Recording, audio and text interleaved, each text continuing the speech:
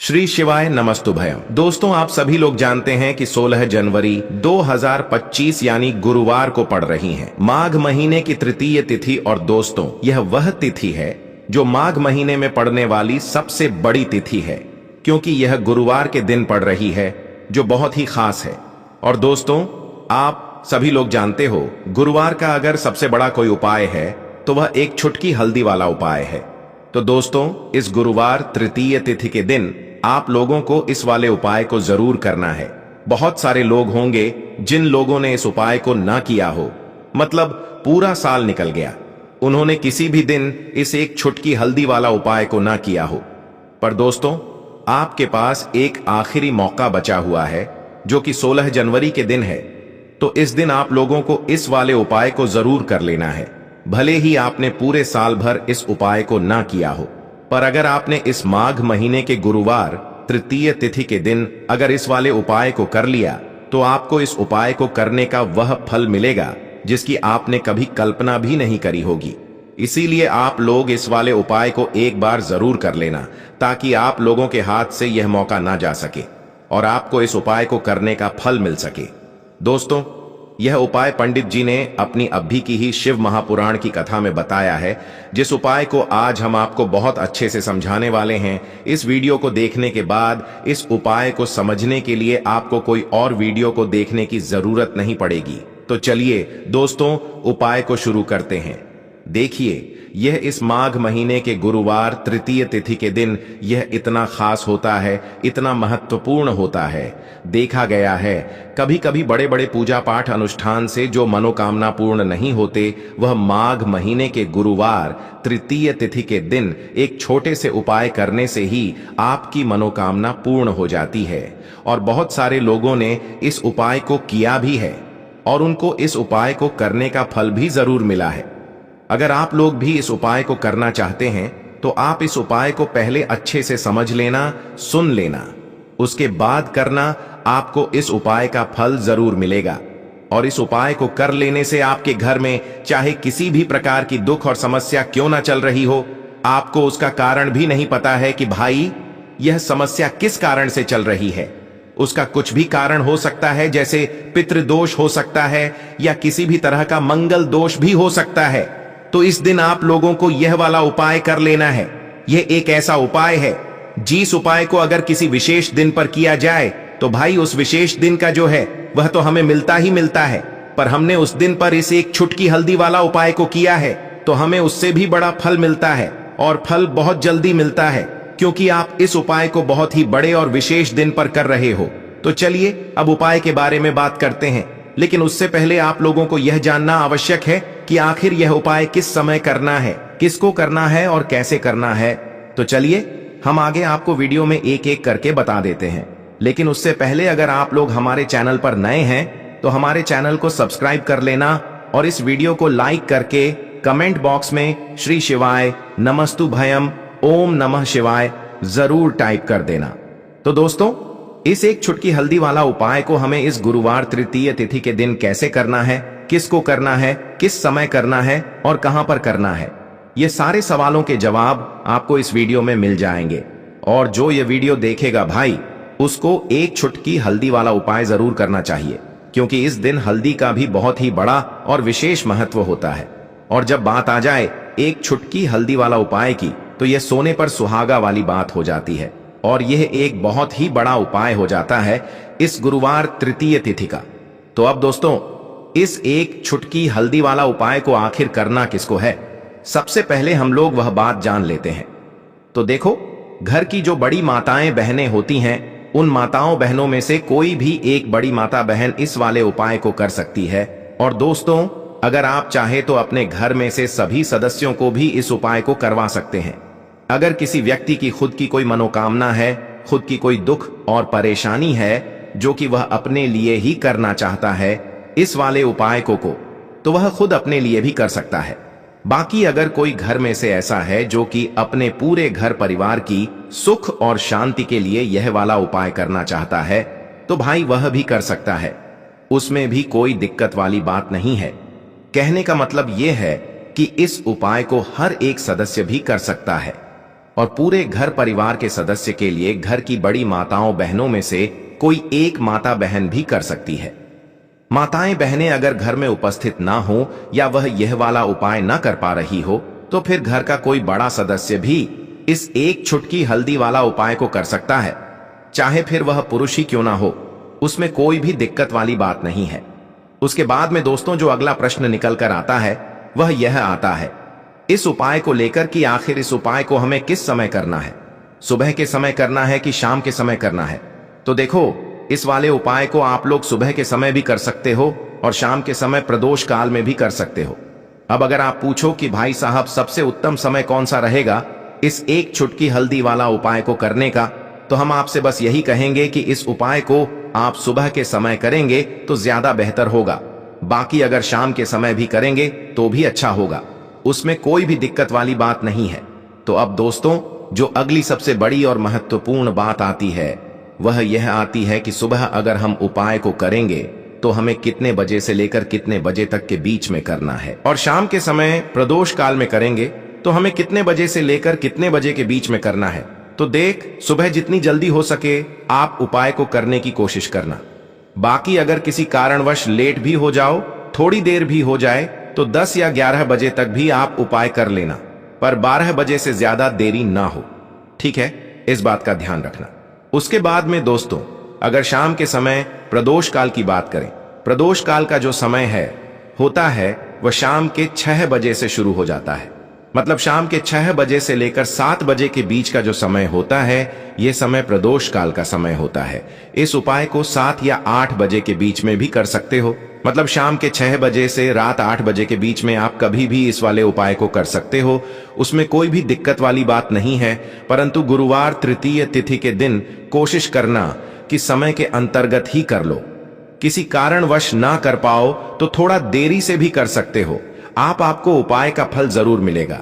देखिए, गुरुवार का जो दिन होता है वह गुरु बृहस्पति को मजबूत करने के लिए बहुत ही विशेष होता है, और गुरु बृहस्पति यदि कुछ उपायों से प्रसन्न होते हैं तो आपकी जो भाग्य की रेखाएं हैं वह चमक उठती हैं।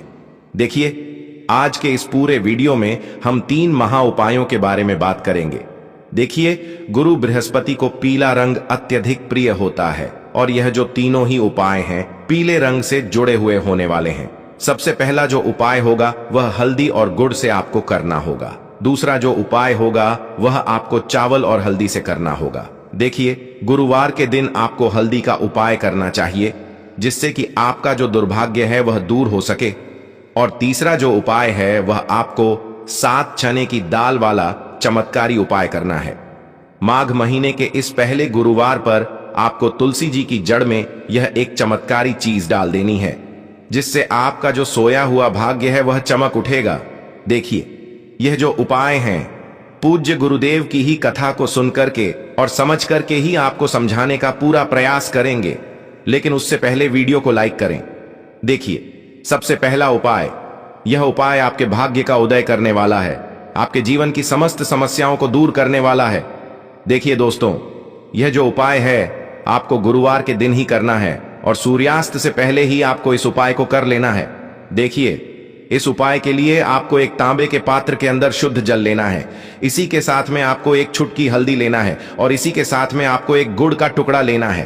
अब देखिए, इन तीनों ही सामग्रियों को आपको केले के वृक्ष के वहां पर लेकर के जाना है। देखिए, 9 ग्रहों में सभी ग्रहों का अपना अलग अलग महत्व होता है और जो गुरु बृहस्पति ग्रह है उनमें गुरुवार का दिन बृहस्पति ग्रह को समर्पित होता है। देखिए, यदि आपके कुंडली में बृहस्पति ग्रह मजबूत नहीं है तो चाहे आप कितनी भी मेहनत कर लें, आपको अपने किसी भी कार्य में सफलता नहीं मिल पाती है। यानी कि यदि गुरु ग्रह मजबूत होता है तो आपको अपने भाग्य का साथ मिलता है। जिस भी कार्य में आप हाथ डालेंगे, जो भी कार्य आप करने की कोशिश करेंगे, उसमें आपको सफलता निश्चित ही मिलेगी।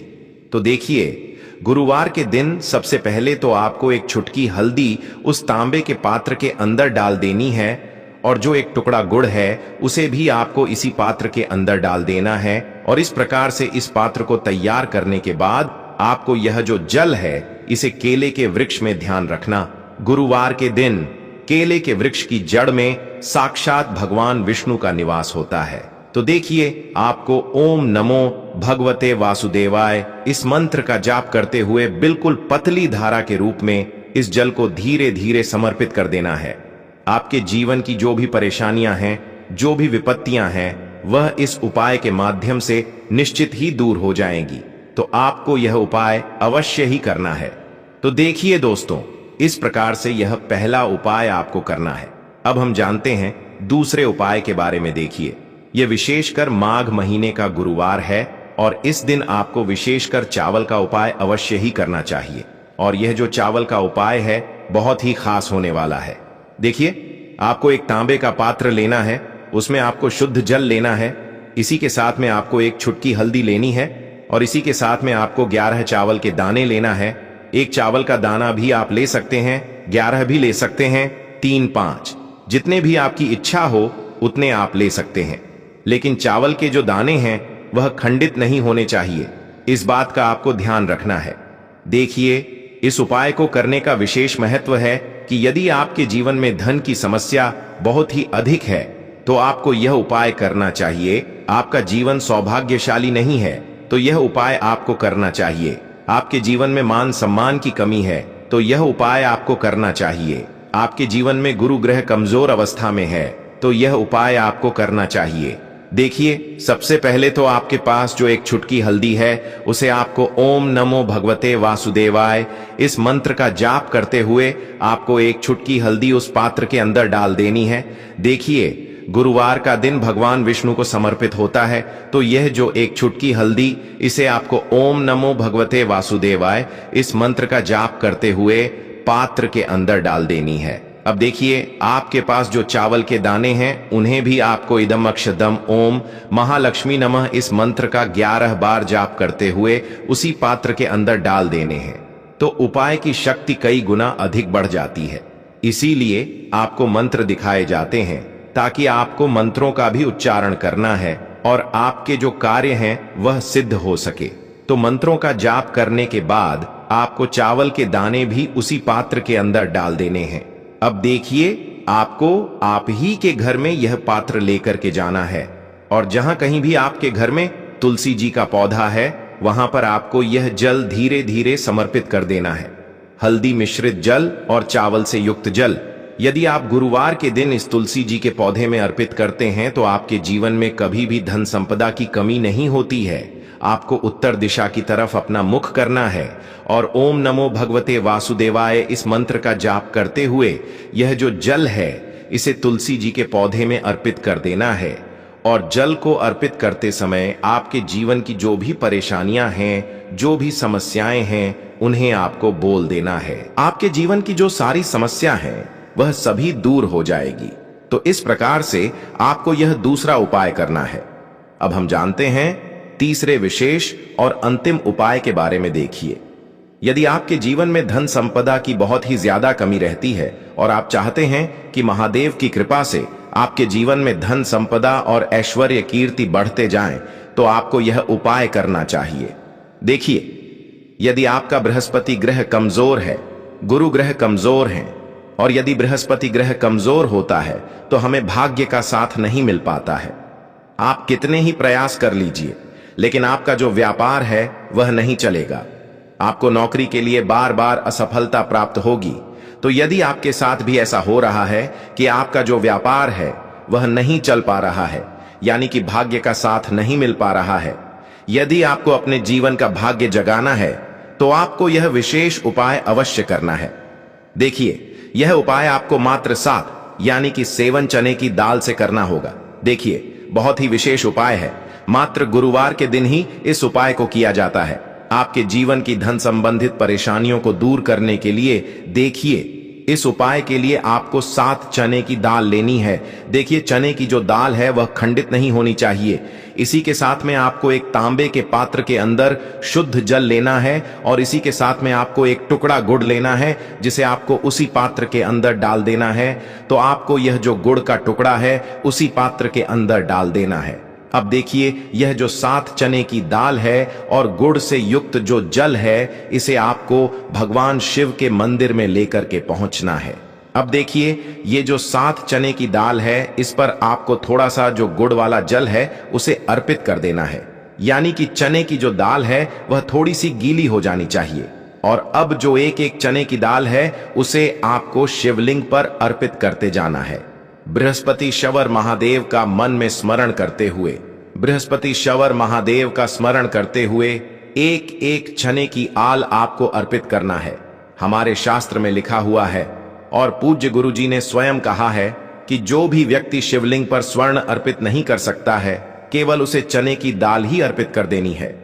यानी कि जो भी व्यक्ति गुरुवार के दिन चने की दाल शिवलिंग पर कर देता है तो वह स्वर्ण से कम नहीं मानी जाएगी, आपको उतना ही पुण्य फल प्राप्त होगा। तो इस प्रकार से आपको 7 चने की दाल बृहस्पति शवर महादेव का स्मरण करते हुए शिवलिंग पर अर्पित कर देनी है। अब देखिए, आपके पास है गुड़ से युक्त तांबे के पात्र के अंदर जल। अब आपको प्रार्थना करनी है कि जीवन का जो दुर्भाग्य है वह सभी समाप्त हो जाए।